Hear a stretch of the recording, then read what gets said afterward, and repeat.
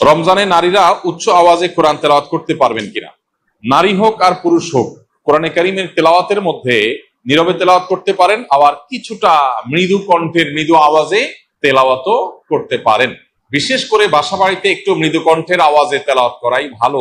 শয়তানকে বিতাড়িত করবার প্রয়োজনে বিশেষ করে একটু উচ্চ স্বরে একটু সরবে কোরআন তেলাওয়াত করা গুরুত্বপূর্ণ। মেয়েদের কোরআন তেলাওয়াতের ক্ষেত্রে লক্ষ্য করতে হবে যে পরপুরুষের কানে যেন তেলাওয়াতের আওয়াজ না যায়, রাস্তায় বাসার বাইরে যেন না যায়, সেটা খেয়াল রাখতে হবে। বাসার ভিতরে যদি থাকে, পরপুরুষ বা গায়রে মাহরামের কানে যদি আওয়াজ যাওয়ার আশঙ্কা না থাকে, তাহলে কোনো অসুবিধা নেই।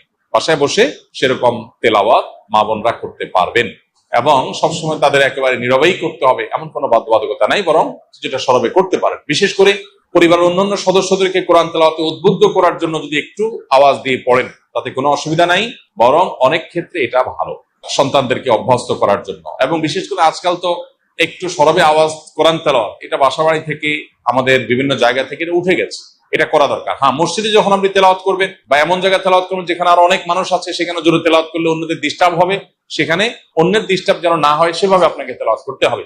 নবী করিম সাল্লাল্লাহু আলাইহি ওয়াসাল্লাম মসজিদে নববীতে এক ব্যক্তিকে উচ্চ স্বরে কোরআন তেলাওয়াত করতে শুনে বলেছেন যে, তুমি যাকে শোনাতে চাচ্ছ তিনি বধির নন, অর্থাৎ তোমার আওয়াজ যেন অন্য কারো কষ্টের কারণ, ডিস্টার্বের কারণ না হয়। এটা আমাদের খেয়াল রাখতে হবে ইনশাআল্লাহ।